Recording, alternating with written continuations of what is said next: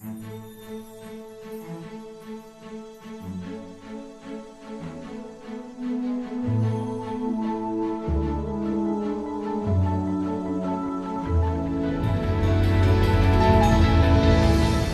with Europe, that's good. But how much the European Union actually increases trade with Europe, I don't know. But I do know that the EU is a shrinking part of the world economy, and I definitely know that people like me find it more difficult to get proper jobs in the EU. Look at Euroland. Over half the young people in Spain have no job at all. In France, over a quarter of young people have no work. And in Greece, over 2/3 of young people are unemployed. And yet we hear some politicians, officials and EU campaign groups like BIE claim that 3.5 million jobs in the UK depend on our membership of the EU.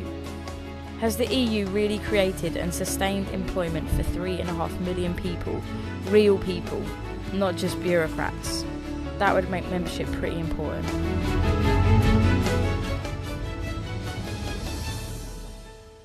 But what about my job? I don't have a proper job. My job has never been created.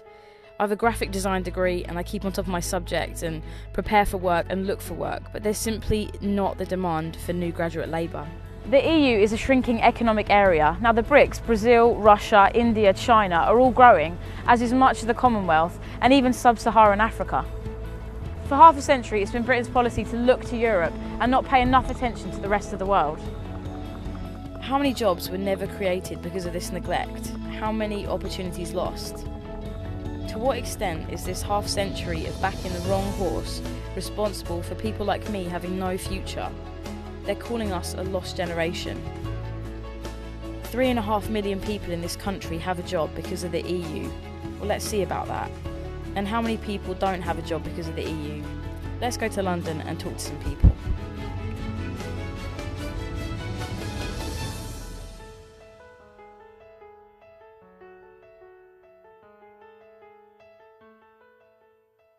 Let's talk to Tim Congdon, who's Professor of Economics at Cardiff Business School and Cass Business School in the City, who's also a member of the Treasury Panel for Independent Forecasters, the so-called Wise Men. He's pretty much Britain's leading monetarist and a bit of a Eurosceptic.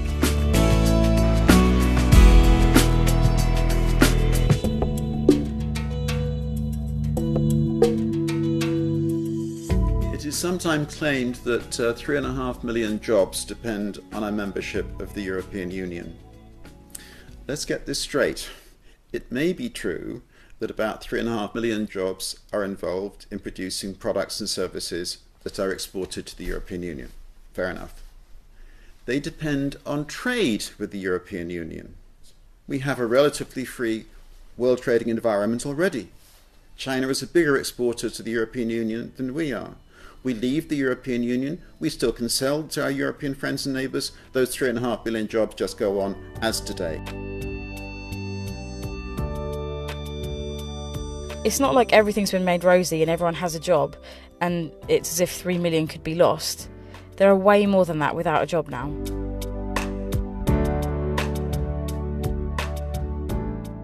Hi, we're at the Rainbow Centre and it's locally run by churches of all denominations. And if you're going through a phase in your life where things are a bit rough, then this is the place for you. This is John Wilson and he's the man in charge. Just tell us what you do. Yeah, certainly in the area of Kent that we're based, we've seen a 50% increase in people accessing the service that we run year on year. And even in July, we had over 500 visits to the centre in 1 month, which is the highest ever that we've seen. And what we're finding is that actually people are coming to us, and particularly if they've suddenly become made redundant, become unemployed, that they often need a stopgap because it takes a while for their benefits to kick in. And quite often we have people that are very distressed coming to us and they have just got no food to feed their families whilst they're waiting for money to come through the benefits agency. So it's quite scary and isolating place, I think, for people that are in that situation. And as I say, we see people from all walks of life, and people often think there's certain types of people that are collecting benefits, but we just see so many different people that come to us. So that's pretty much sort of an increase in demand that we've seen recently.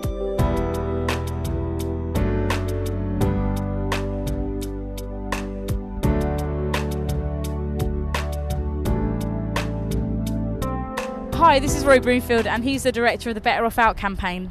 Now, there's a lot of people that are convinced that the EU does help reduce unemployment because they fund schemes that help people who are out of work. Now, Tim Congdon far from agrees with this. And he's right to disagree, because bureaucrats don't create jobs, businessmen do. And these schemes are designed by bureaucrats in a foreign land that don't know what's happening in local businesses, in local environments, in the local economy.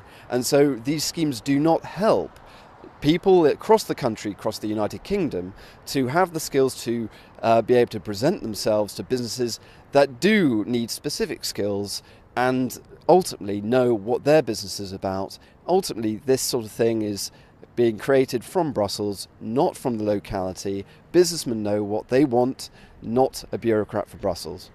Basically, these schemes are taking money out of the economy because it's profitable businesses and businessmen who are paying for these sort of schemes to be had, and it's a cost on them to provide what is effectively an ineffective scheme to another area of the economy and ultimately not benefit their business, their locality, and also not benefit the people who are trying to get the jobs in the first place.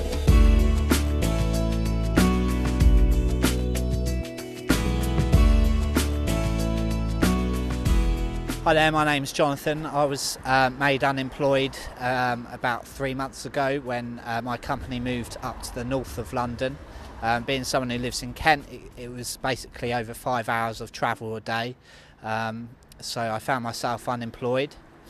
I proceeded to apply for about 30 jobs and sent in applications to those companies without receiving very many responses at all. I would send in an application and no one would even reply to that application. I felt I didn't know what to do, a big sense of despair really, going to bed thinking, how am I going to pay the bills? Yeah, my name's Helen and I'm employed and live in Folkestone. Yeah, I've been fortunate that I've had jobs, but there isn't the career. I've got a business management degree. I don't feel like I'm doing much with it, and you hear it all around the country that young people go get a degree at university, but then they can't do anything with it at the end.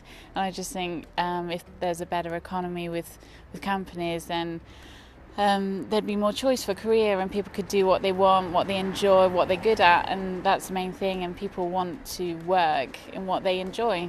It's better for business, better for the companies, rather than just doing what you have to do, which people do because we need money.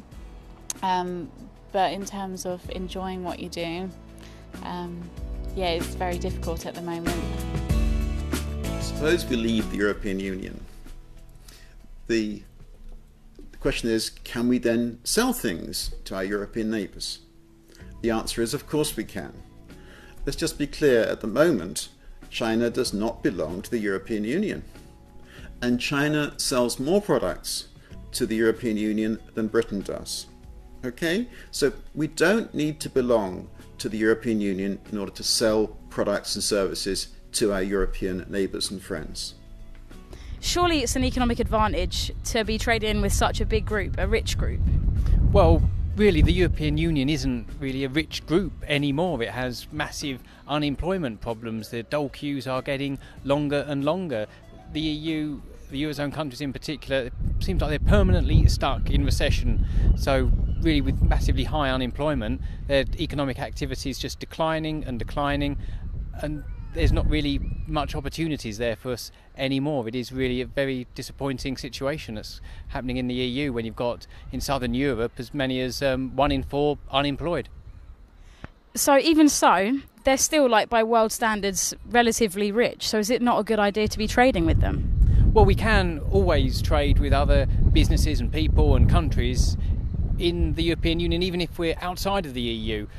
Trade will always continue. It's as in our interest as just as much as it's in their interest to keep trading, but we can do that from outside the EU. We can remain members of the European Economic Area, which allows for the free movement of goods and capital, services and labour, and of course we can join the European Free Trade Association, so we don't actually have to be part of the political bloc to continue trading with other EU countries, so we'd actually perhaps have an advantage because we wouldn't be burdened with all the costs that the EU's putting on this country, which really isn't helping our economy either.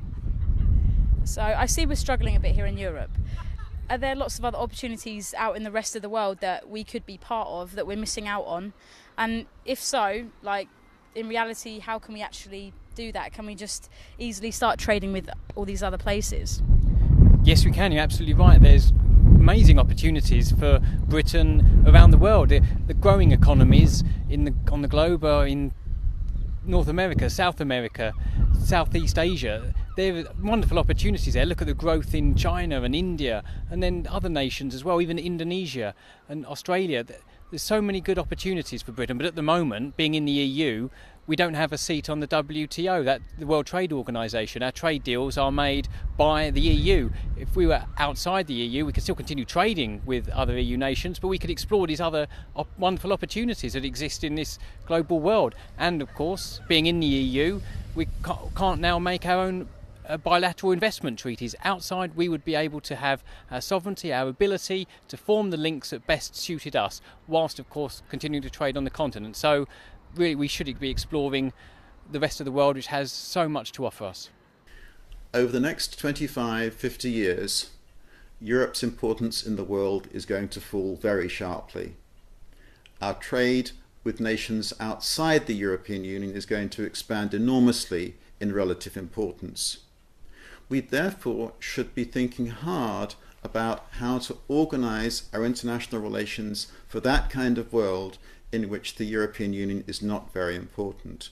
We should not be trying to base our entire future on our relationship with the European Union. We can leave the European Union and prosper and flourish in the 21st century.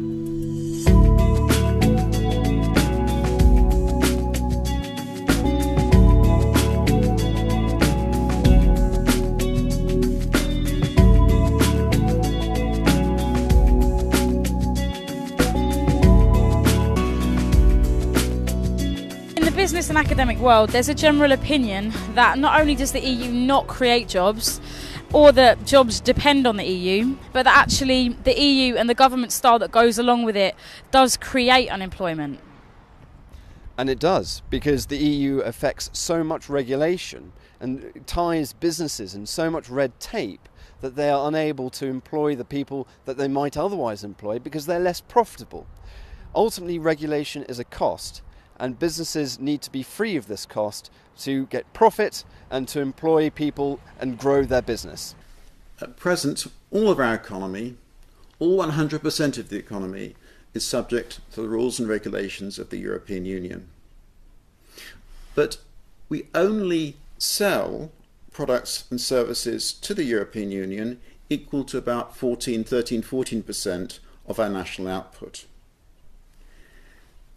The rules and regulations of the European Union close small businesses, they destroy jobs, they harm our economy. Yes, we do want access to the single market for that 13-14% of the economy, but we leave the European Union, we can have our own rules, regulations, English law, Scottish law and so on for the remaining 86-87% of the economy. That 86-87% of the economy is then liberated from all the rules and regulations that damage, at the moment, our entire economy because we belong to the European Union. So everyone's come out of the great economic turmoil that the world's seen in recent years, except for the EU. Why is that? Well, regulation. Regulation, cost, inefficiency. And this regulation, again, is not just made for the UK. It's a standard regulation made for 28 nations across the European Union, which don't have the same economy, don't have the same structure, don't have the same skill base, and are completely different and individual entities in themselves. So regulation, costs, and inefficiency are holding not just the UK, but the European Union back. Some people believe that the EU is not democratic, but it's run by big businesses. If that's true, then surely the EU would be good for the economy. Well, the European Union is good for big business in a way that it creates extra regulation, and regulation is big business's friend. It is not, however, the friend of small business that is trying to keep down its cost base, trying to employ more people, trying to get growth in their business, and drive a different sort of economy home, to create a different sort of economy. And at the Better Off Out campaign, we believe in free markets, and free markets come with limited regulation and allow for the free movement of people and goods and services around not just the European Union but the world.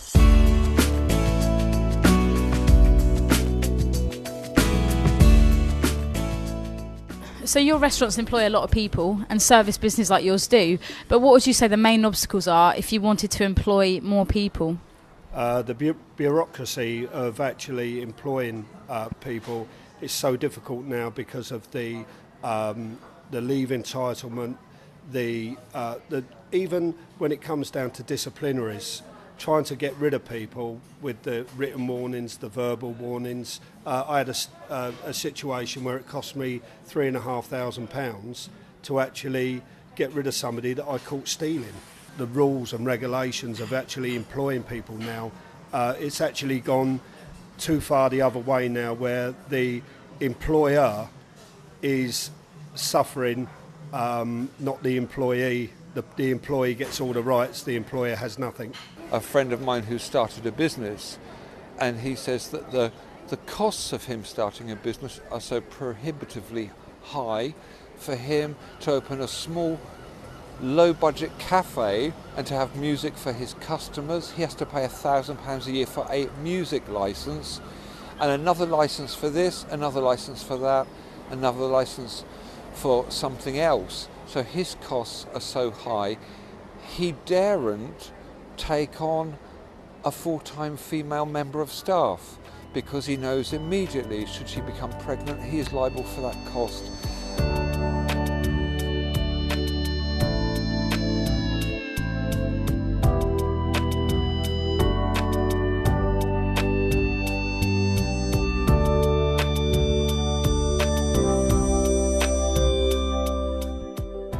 In the last year I've gone from company to company because I was made redundant in August 2012.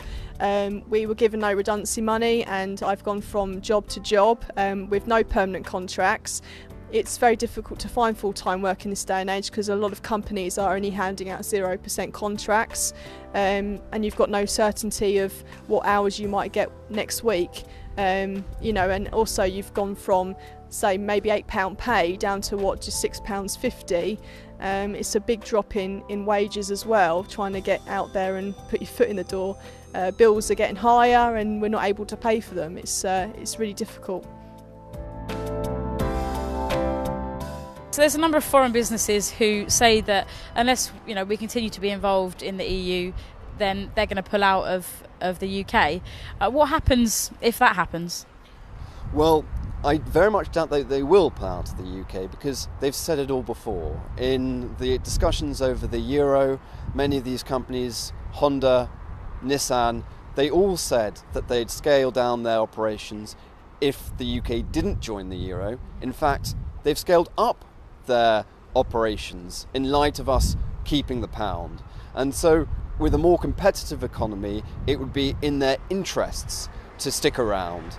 And that competitiveness will come when we repeal the legislation from the European Union.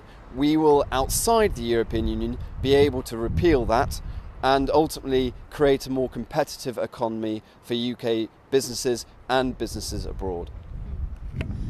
So is there not the possibility that our government could pull out of the EU and then not repeal these regulations? What would happen then?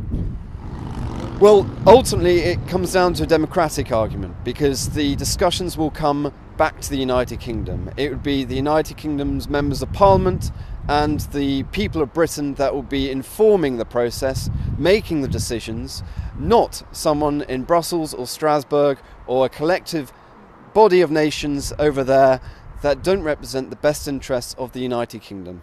Ultimately, that is a democratic argument. We have the choice. If we're outside the European Union, inside the European Union, we don't. Yeah, so I've heard that kind of argument before, and it all sounds really rational. But what if the EU does react in an irrational and aggressive way, which is maybe what the Liberal Democrats imply? Well, we buy more stuff from the European Union than we sell to the European Union. countries around the EU depend on trade with the UK more than we depend on trade with countries around the European Union. And so ultimately with this conversation, it would be in their best interests to keep us on side, keep the free movement of goods and services from the UK to their countries. And jobs depend in these countries on this trade with the United Kingdom. And to put up barriers and to be difficult will ultimately not be in their interests and actually further potentially economic distress. And there's something else. The people around Europe don't dislike the United Kingdom. They like to come here, they like to trade with the UK. Ultimately, this is about trade and not anything else. And they don't see a problem with the United Kingdom outside the European Union if the UK is amenable, if the UK is friendly towards the people and the countries in the European Union. We get this question about the single market. If we leave the European Union, are we cut out of the single market? The single market means a whole mass of rules and regulations. That's really what it means. If British companies sell products, services and so on in China, they must comply with Chinese rules and regulations. If they sell things in the United States, they must comply with American rules and regulations. Okay, but they still can sell products to China and America, even though we don't have some special European Union, some American Union or Chinese Union with these other countries. We're outside the EU. Of course, companies must comply with the regulations involved with exporting to the European Union, but that's all, and life would go on. Just as we don't need to be a state in the United States of America to sell to America, we do not need to be a state in the United States of Europe to sell to Europe. That is one of the key points in this whole argument.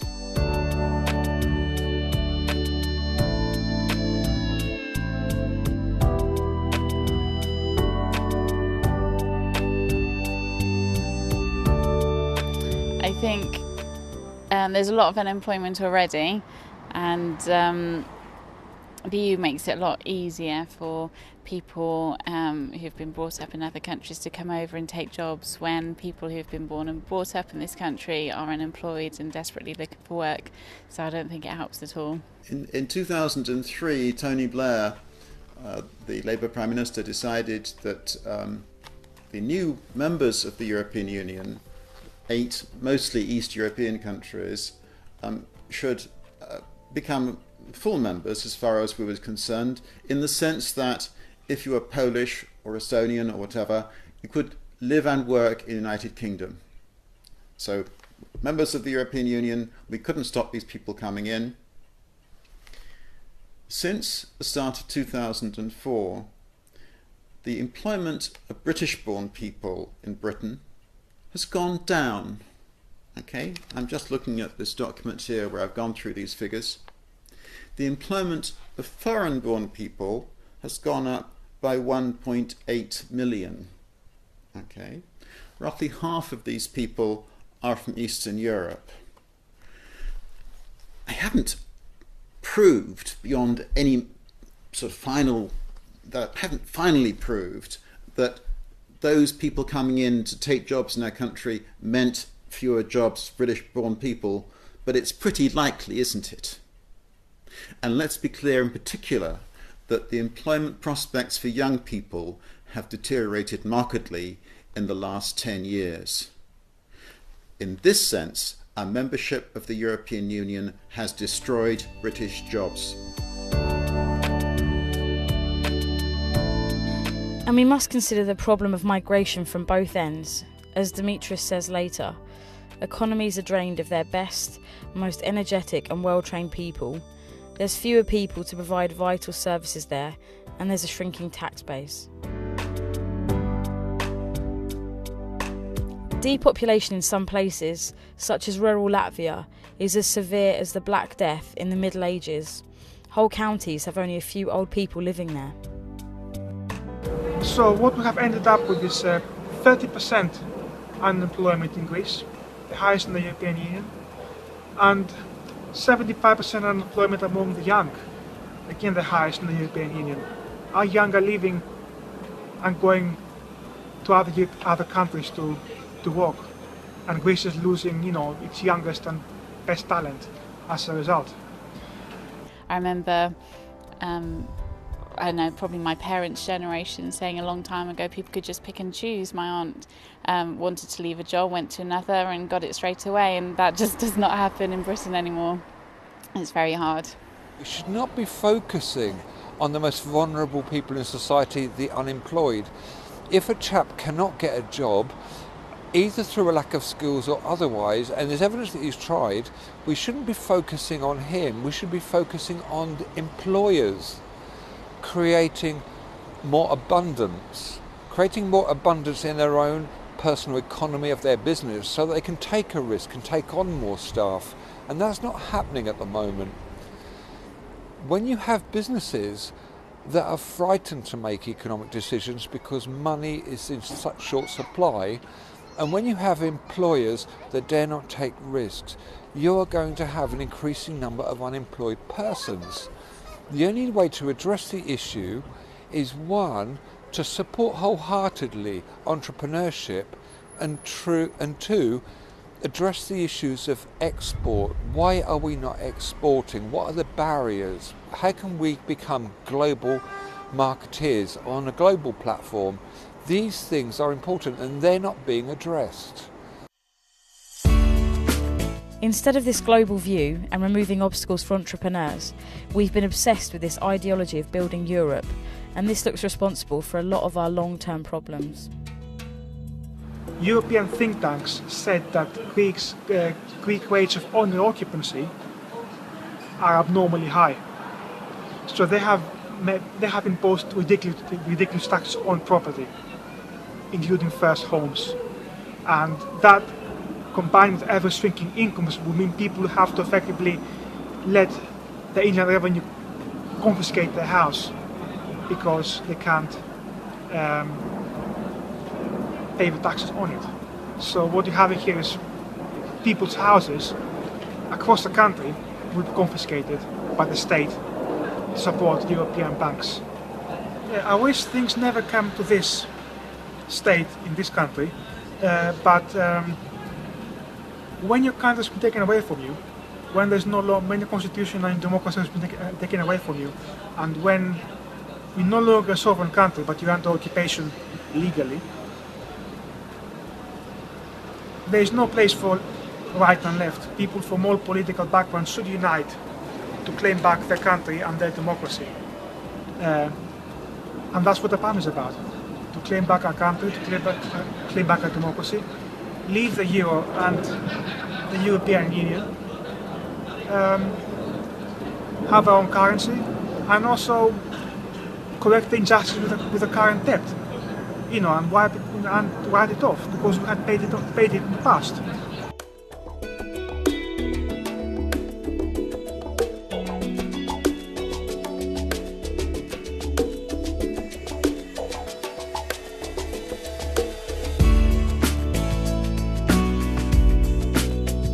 So what did the Greeks do to deserve this punishment? They lost their savings and their livelihoods, and even their houses have been confiscated if they can't pay the new taxes. When they were told that everything was all right, it depended on the magic of the EU. They believed what their politicians told them. So when they were told it was okay to borrow, they borrowed. When they were told it was okay to spend and buy, they spent and bought. But they should have questioned it. They didn't question it because they were told that if they didn't go along with it, that bad things would happen. And if we're told that bad things will happen if we don't go along with it, like millions of people would lose their jobs, then maybe we should be a little bit more doubtful, just to be on the safe side.